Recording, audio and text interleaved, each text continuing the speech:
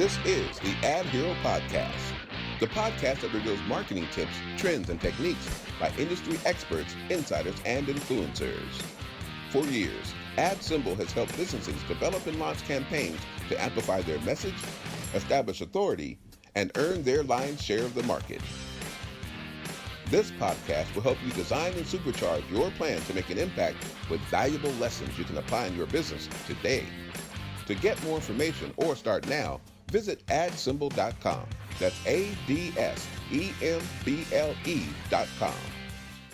Welcome to the AdHero Podcast. Coming to you on Fridays here on AdSemble.com. My name is Geno and Giovanni. And I'm Matthew Olivieri. Wait a minute. That was a little bit weak, man, for the roster horn. Let's try that again. Oh, that's what I'm talking about. The Booyah. volume was down. The volume was down. You can't have no weak roster horn, man. That just doesn't work. No, we can't. And you know what, too? I was going to say we're broadcasting every Friday, but, we had like a little bit of a hiatus, so I don't want to misinterpret or what have you, our listening audience. Yeah, it kind of went from every Friday to a Friday that we get around to doing it. It's actually our first show in September. It is our first show in September. And another little Easter egg, we're actually taping today's show on a Thursday, but it'll be released on a Friday. Correct. So for all of our listening audience fans out there, we know you guys like those behind the screens. See how I threw that AdSemble little? You did. I threw an Easter egg on top of an Easter egg. That's Wow. right. That's Yeah, right. So those who concentrate on the show will understand that part. Well, and speaking of Easter eggs, there's in the A block here. First of all, we got a great show. We have Andrea Henley on our Zoom chat right now. We're looking at her. She looks fantastic. Say hello. Thank you. Thank you guys for having me. She's we are connected to her on the West Coast. We're doing a West Coast East Coast connection right now, but she's going to be given the lowdown on how do you market a fitness center gym during this crazy 2020 year of a pandemic. So that is going to be the bulk of the show. She's going to be bringing the fire. She's going to be bringing a lot of tips. So we're just really excited to have her tell us how she's surviving and growing her personal gym out there in Florida.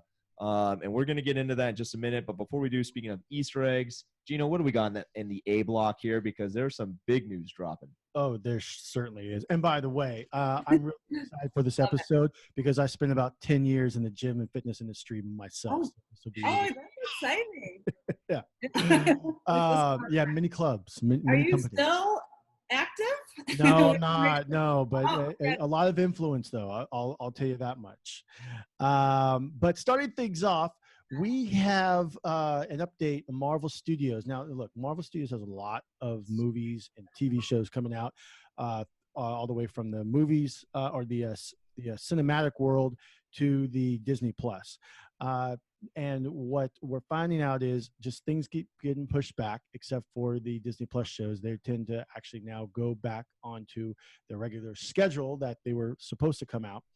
And what we are finding out is movies like Black Widow and Eternals and some of the others, they're all going to get pushed back until 2021. Okay, so basically anything that was slated a big movie studio film release, especially these big high-budget Marvel movies because they have so much special effects and so much things happening in them. Anything that was slated to come out in 2020, they're just done with 2020. Everything's coming out in 2021 now. Correct. Oh, great. Okay, so I got a question for you.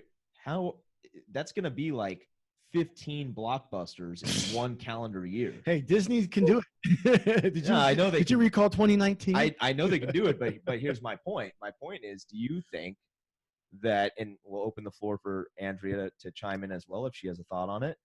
Do you guys think that that's going to impact the total earning possibilities of some of these films that were thought of to be like maybe the next $1 billion whatever, but now because they're doing so many major releases in one single calendar year that all of them are going to earn less? Yeah, that's the controversy because the first test was the New Mutants movie, and that didn't do so well in the box office. However, Tenet, that came out around the same time, if not just shortly after, did actually more than slightly better. So it probably depends on the movie, because what they're also finding out is Mulan, which was supposed to come out in the movie theaters, got pushed to Disney Plus. And at first they thought, okay, well, they'll lose a lot of money that they could have had. But then what they found out was weeks later that because the movies didn't have to, or the movie studios didn't have to pay the movie theater companies, they actually kept all the gross, so they didn't have to pay anybody else out. So they didn't do as bad as they thought that they were going to be. Andrea, hot take. Are all these movies I mean, are they going to do better, or are they going to do just average or less than average? I think people are itching to get out of the house. So I think a hybrid version is great. Have some releases in the theater and then some in home. Okay. So they can do better financially. Obviously, some people want to stay in the comfort of their home, but a lot of people are just can't wait to get out with the kids and kind of have that normalcy. Right. So I think it depends on the film, but I kind of agree with you though. Matt, if you're releasing so many, maybe it's gonna be more of a break even than a spike. Right. But I like the hybrid idea. You bring up a good point though. Maybe the video on demand concept combined with the in theater option brings in even more money. Yeah, that's interesting. I didn't look at it from that lens. Well, they've done that before for years past, but it was like on a lot of smaller films. So if they can try that out now, that just might be a game changer. We will have to wait and see. Okay, what do we got next? Okay, so for the DC universe, changing universes here, found out a few days ago through Variety that Zack Snyder's Justice League cut will actually be filming additional scenes. Now, I don't know exactly what scenes are going to be in the film, but they are noticing, or people who are in the know, in the press and so forth, that there has been scheduled and, if not, already scenes filmed for the new movie. So that's going to be pretty good because that's just going to make it extended even longer. Like we were talking about, somewhere between a 4 to 5 hour movie that's going to be broken up into 4 or 5 different episodes on HBO Max. So anyone who sees the Snyder cut is going to get way more than they, I guess, would pay for, which is cool. You know, I like longer movies, and this is all going to be cut up. So it'll be something different. That's so for some of you in the know, this is going to be a reshoot because Zack Snyder had a tragedy in his family. He started filming this movie. There was a tragedy in his family. I think it was his daughter passed away. He had to leave production. The studio brought in somebody else to finish filming the movie. Joss Whedon. They released the movie. Joss Whedon's vision wasn't as good, or it's debatable. He just had a different vision than Zack Snyder had to finish the movie. And so fans were disappointed when the movie came out. So now Zack Snyder has agreed to come back and refinish filming the movie under his vision from start to finish, and they're going to re-release it. But now you're saying they're going to add some more. That's going to be a big deal. So it's pretty much the movie was done. They just I'm not sure what new scenes are going to add. So that's kind of like the mystery. What they're because what happened was that there was a lot of cut scenes, a lot of scenes we saw in the original theatrical trailer, but those were not put into the final cut. And so they're going to go back, add those scenes, plus do a bunch of scenes that needed more special effects, CGI, and so forth like that. And they're going to put all those into the movie so that the story makes more sense, or the story, I guess, the more Zack Snyder cut sense. I got you. Let me, is it still slated to come out in 2021? Actually, I thought it was supposed to come out at the end of this year, but I guess it's going to be 2021. Okay. Andrea, are you a fan of these kind of like super intense CGI, like, you know, Batman movies, Spider-Man movies, these things like that? Of course. My husband's a fan, so I have to be a fan. So. Okay. You like them already. You're fan by association. Yeah. It's all good. That happens. No, I do like it. Yes, I like that. Is he a DC guy or a Marvel guy? Marvel, yeah. I lean towards Marvel as well. I know it's almost like a political question. Are you on the right or are you on the left? You know. I like Wonder Woman, so. Oh, okay. Good So movie. you're a DC girl then. Okay, gotcha. Okay, so that's big news. That's awesome. Yeah. Can't wait for that. Okay, wrap things up in the A block. What's this other big news that hit kind of pop culture big news? Well, do you ever pay for something and then realize that maybe it wasn't the right thing you should have done? Okay. So, yes. so Joe Rogan went on to Spotify, and now he's getting censored. Exactly, right? What is happening with Joe Rogan getting censored? Well, it started off. There was a total of 3. Oh, can you hear us? Yeah, I can. Yes. Oh, yes. okay, good. Can you hear me? Yeah. No, I love. We watch Joe Rogan religiously. We love him. Do you really? Yeah. Yes, So I'm a big fan. Oh, what's, well, what's going we're on going to with need this your news? take on this thing. Yeah. What's going on with Because this there was news? 3 episodes that he previously had when he was in the Los Angeles studio, and that was those now were not added on to the Spotify playlist. And then there was some that came out with him saying something about Caitlyn Jenner, and Caitlyn Jenner taking offense to it, and transphobia he was saying, or she was saying, and so forth.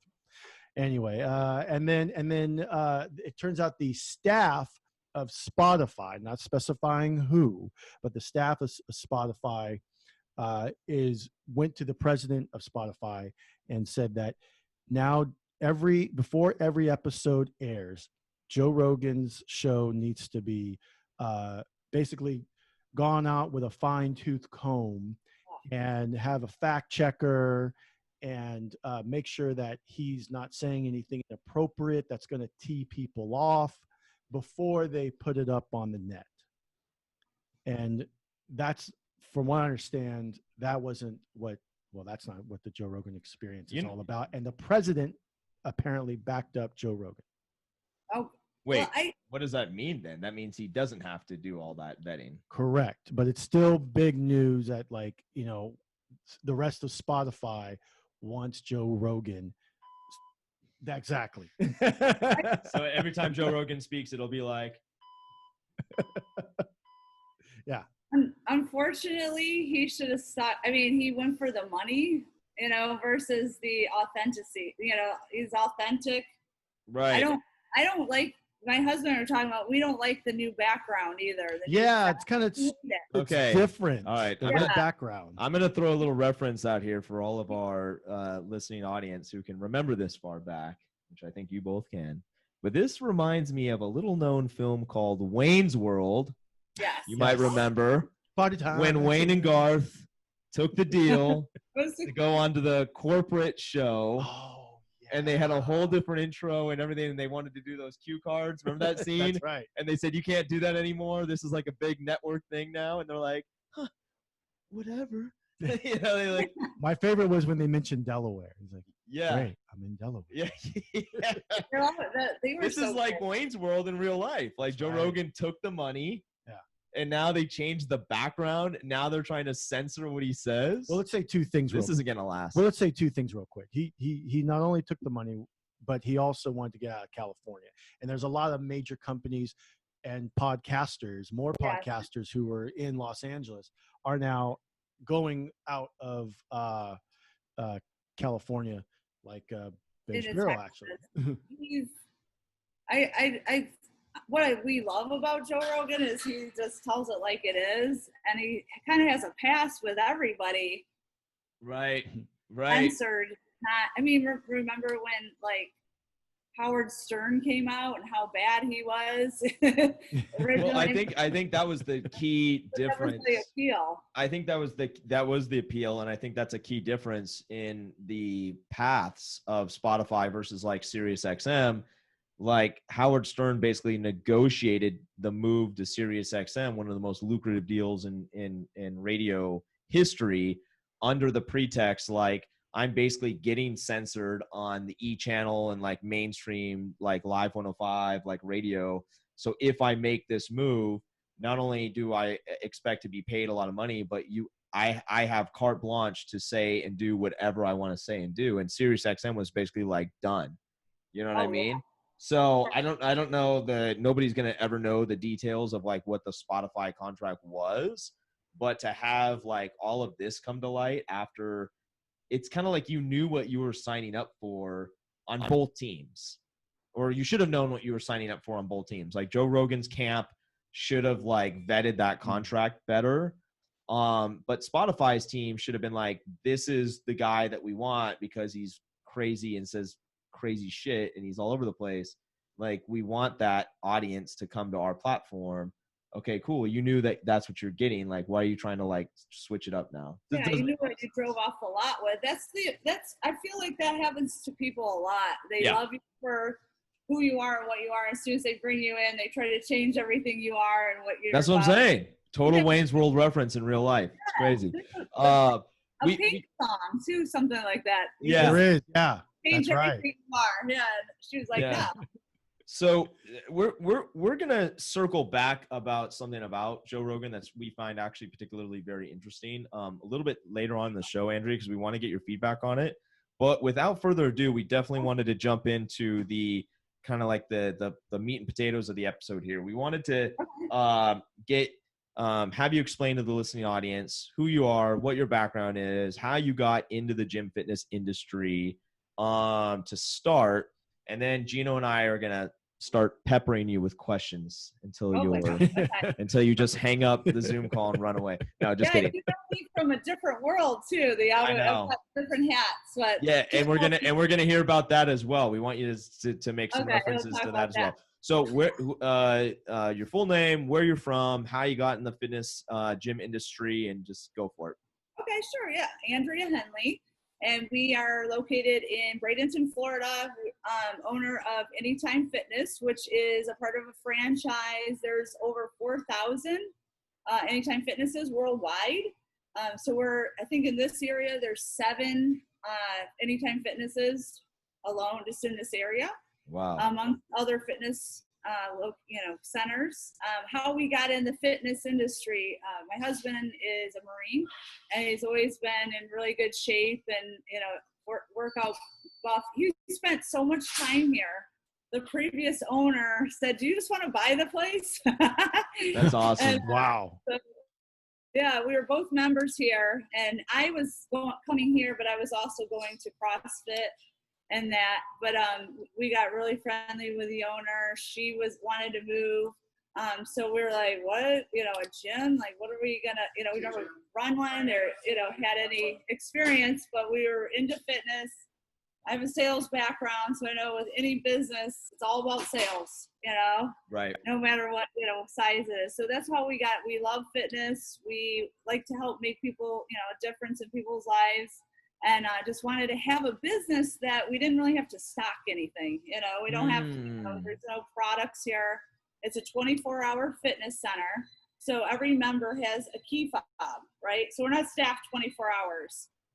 They have a key fob. They come in through the member door, whether we're here or not. And what the beauty of it is we never close. So in this environment, you could work out at 3 a.m. and not see a soul. So, talk about social distancing. And then one of the biggest days that we have here is Christmas Day. Oh, wow. Because I think people get done with like opening presents, there's nothing open. So everybody comes to the gym to get away from their families, we said. Yeah, maybe get that workout in before the big dinner. Yeah, before the big dinner. So it's just a way to get away. But so we've owned the gym for 5 years now. Okay. So we've had, we've seen ups and downs with it. We kind of have figured out the highs and lows. We're very seasonal because we're in Florida, so we get a lot of snowbirds. So we see higher traffic. So you've owned the gym for 5 years. Obviously nobody has ever experienced, in this lifetime, a pandemic and what the impact that it's had on everybody.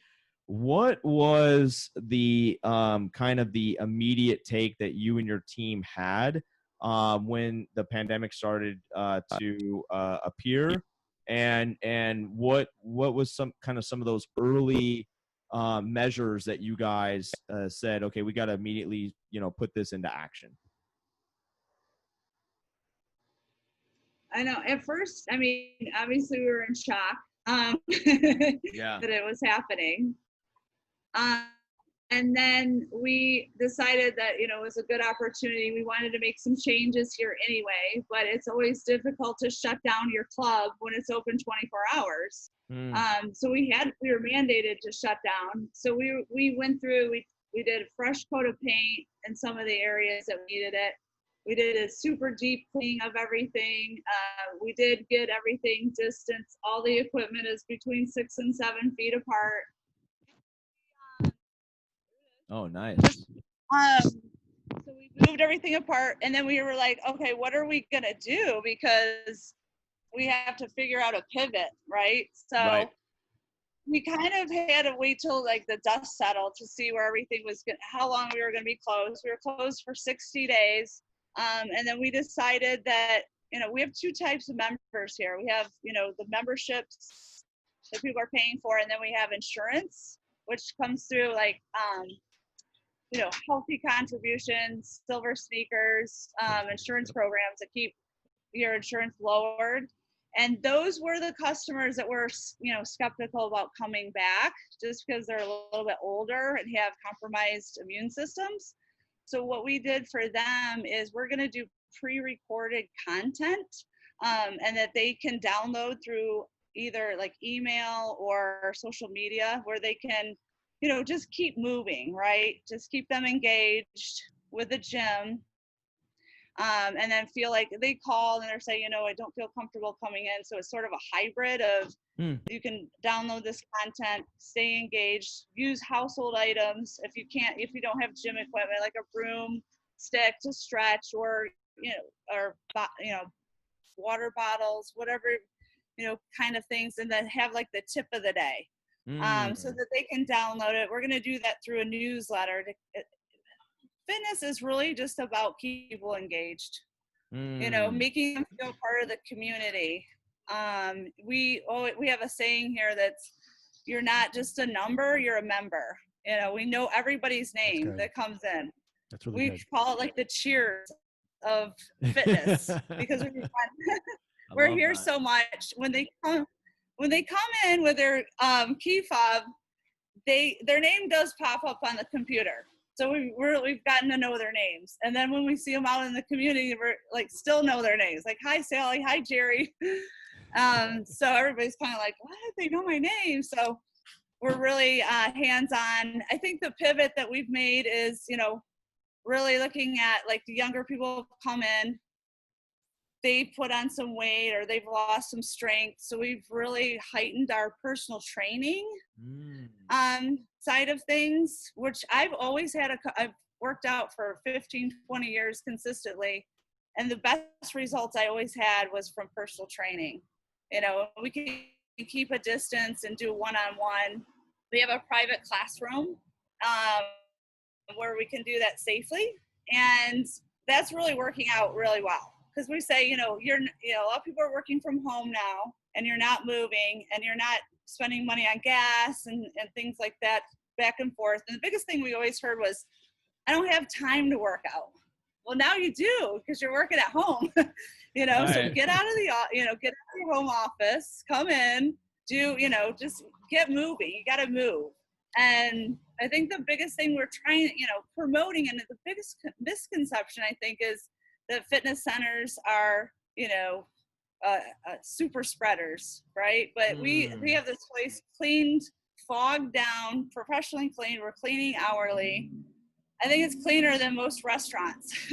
Wow. So just trying to keep everybody safe and, distance, and it's coming back slowly. So Andrea, not everybody. Everything you're saying brings back a lot of memories of me and my career in fitness. So I'm liking what I'm hearing. I'm not going to mention their name, but there's a competitor probably down there because they're everywhere. We actually have Anytime Fitness over here as well.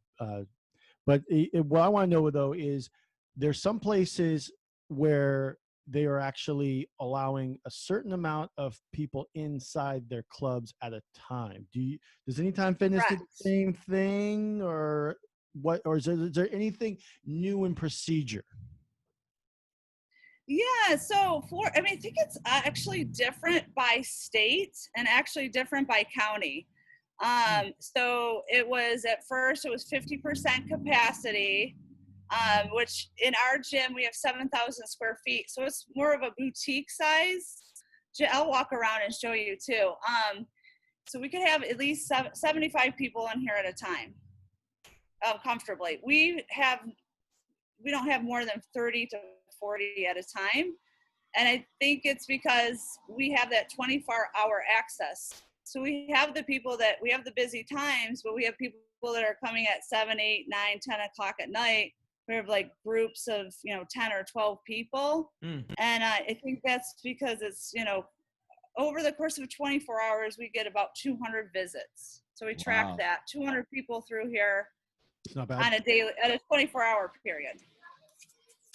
So, yeah, that's not bad at all. I know, unfortunately, and I feel for them. I know, like, some of our competitors are like the big super mega gyms where they're taking people's temperatures. They're having a hard time if you're coming and you're ready to work out, it's hard to turn people away, but we have to. So I don't know how they're managing that. Yeah. What if, I just thought about this. What if I'm working out, or like I went for like an intense run before I come to the gym to hit some weights, and because I was outside running and I got all like hot in my body, my temperature is like higher.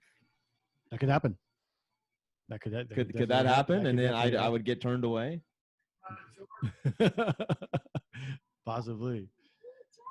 Can you hear us? Oh, did we lose you in audio? Yeah, are you back with us, Andrea? Can you hear us? Yeah, I'm here. I can hear you. Okay. There you go. Yeah, I can hear you. Okay. About the temperature. Yeah. So Geno, what other questions do you have about strategies here that gyms might like think of some of the people that we know out here on the West Coast and some of those things? What questions do you have for Andrea here about that? And just real quick, because we're getting close to the end of the show, but Andrea, like I've noticed that whether the gym I belong to or other gym companies that I see on social media, the personal trainers have taken a bigger interest, I see, in keeping business going by either doing classes online, they're doing live feeds on like Instagram, they're even doing personal training sessions in parks. Is that something that your club or Anytime Fitness, because I think it's a franchise, correct? Anytime Fitness. So is that something that your club thought about doing or is doing, or is there something different in your marketing in order to not only attract new business, but also sustain the business that is already taking place in the club? Yeah, so I think a couple of things, like every club is sort of different. A lot of people are going and we don't have an outside area. So some of the Anytime Fitnesses are setting up outside classes. We do have a private classroom that we can actually put people in there and do private stuff.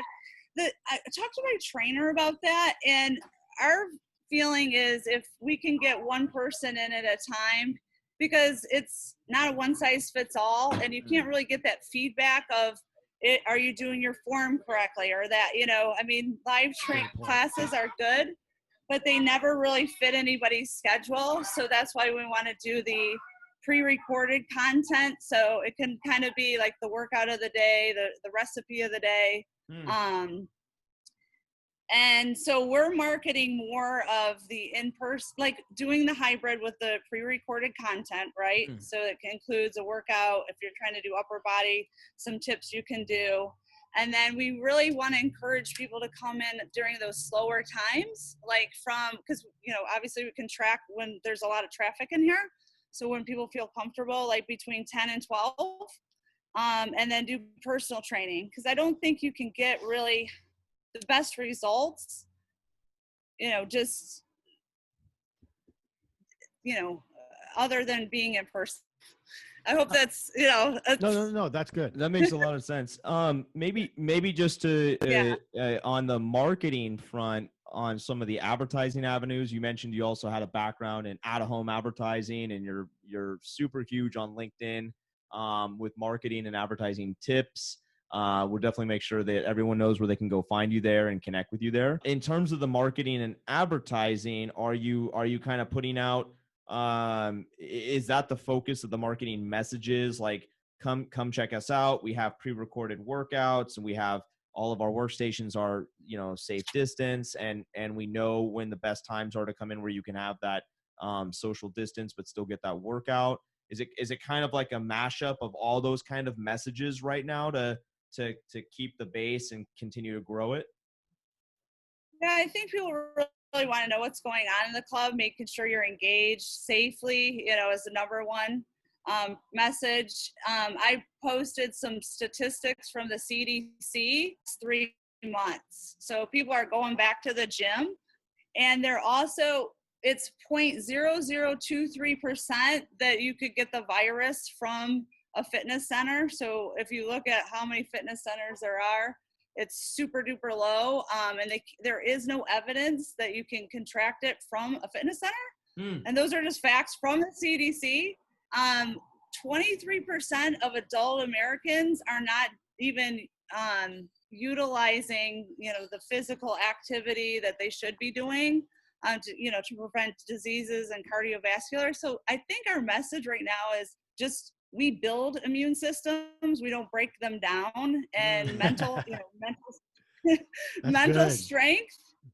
We need mental strength right now more than anything. And physical, there's so many benefits of it. You guys know, of working out and just staying active. I fell off the wagon. I've been personally training with my trainer for 4 months now. I finally feel normal, like back to normal. I did take like a little hiatus for a couple of months, just, we're in quarantine. But the message is, that we are, I think that our members are mostly happy to hear that we've opened up safely. We were covered by the local news as one of the most safe fitness centers in the area. So ABC News was here, and they covered our gym. So and cool. Nice. Yeah, we did it like the fog, the prevention twice a week.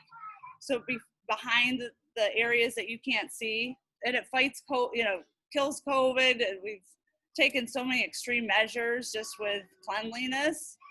So, just having those messages out there and saying it's safe, it's okay to come in, we're doing the social distance, we provide masks, we provide gloves, but really we want to help you build your immune system. So if you are exposed to viruses, you can fight them off, So really good pointers there. If we can maybe just kind of encapsulate, wrap these up for our listening audience.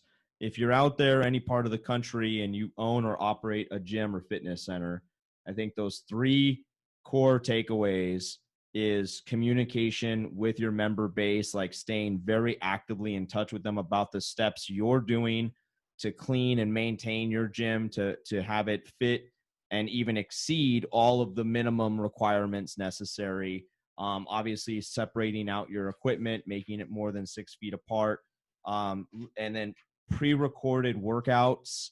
That is really fascinating to me. I really love that you guys are doing that. And so if you're listening, you have a gym, that you could try that to get people in, especially the people that are, skeptical about coming back. Those are, to me, what I heard Andrea say are some of the key things that they're doing to kind of get back on track with everything. Here's a crazy last question I have for you. Have you guys actually started to see in maybe just this last month an uptick in new member signups, member registrations? And people coming back. We are getting an overflow from some of the gyms that are overcrowded, that they have to wait, they can't go in. Wow. So they're saying, yeah, I've heard it's benefiting us. Yeah, it's like if you are at capacity, people are paying, $10 a month, but then there's 500 people in there, and they're like, I don't feel safe. They're not social distancing, and I'm not telling on anybody. It's just they're overcrowded. So they're like, I want to come and be able to, get my workout in and be, in a safe way. So that could be we're seeing that. That could be another interesting marketing spin for somebody listening who has a smaller private gym. Maybe you can highlight that in your marketing. Hey, is your normal gym too packed and you don't feel safe? Come check out our gym. We have, open space, all these kind of things, right? That could be an interesting marketing opportunity there, actually. And I do think like it's because the bars weren't open and stuff, so it was more of a social scene than a workout scene at some of these places. And we're getting the serious workout people that actually want to work out and not do from other places really the social scene. That's right. Yeah. Yeah, so we're benefiting. We are seeing new members. Anytime Fitness does a really good job of marketing, us. But I think the original content from the facility itself, it helps you stand out. I just did that boost with my trainer talking about the heaviest weight at the gym is the front door. You just have to come in and get started. Oh, I like that. I saw that in your email. I was like, wow, I should have used that 10 years ago. That is great. That is great. That's what I tell everybody. They're like, I said, the heaviest piece of equipment at the gym, and they're like, what? I'm like, it's the front door. Just come in. Get your back end in here and start moving. Andrea, it's all upside.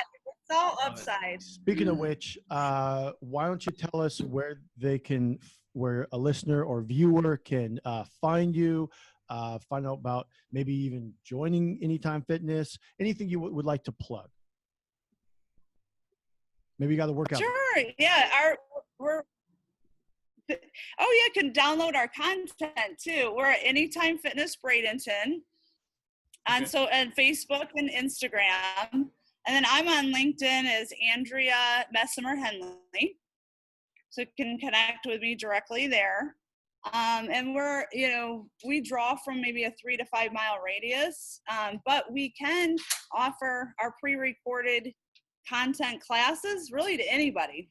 And we have an app, Anytime Fitness app, that helps people stay engaged and has nutrition and fitness tips on there too.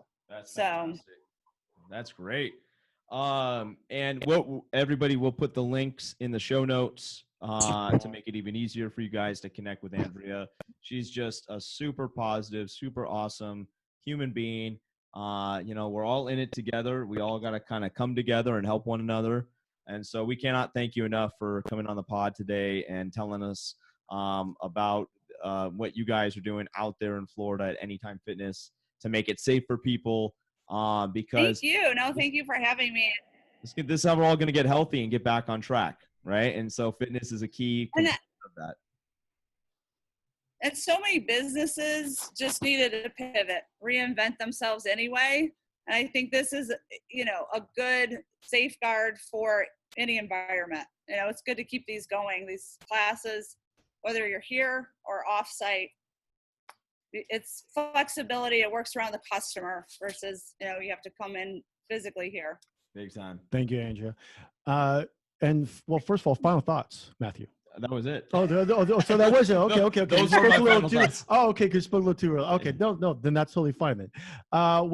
So for our listening and viewer audience, follow us online on social media at AdSemble. On our YouTube page, give us a like, subscribe, and hit that notification bell to be notified about all AdHero shows and various other content related to marketing. And don't forget to leave a comment or question below. Get a swag back. And let us know your thoughts. For inquiries and more information about outdoor advertising, visit our site, AdSemble.com. Find the AdHero podcast on all major platforms. Thank you for tuning into the AdHero podcast Fridays, or every Friday, I should say. Or every Friday we get around to it. That's right. My name is Geno Giovanni. And I'm Matthew Olivieri, and we have Andrea. Thank you again for joining us today. Thank you. My pleasure. Thank you, guys. And we're signing out. We're out. Bye. Want to advertise big and build massive brand authority at the same time? It's easier than you think. Open Display by AdSemble lets you advertise on digital billboards nationwide. Just go to opendisplay.com for a free account to get started.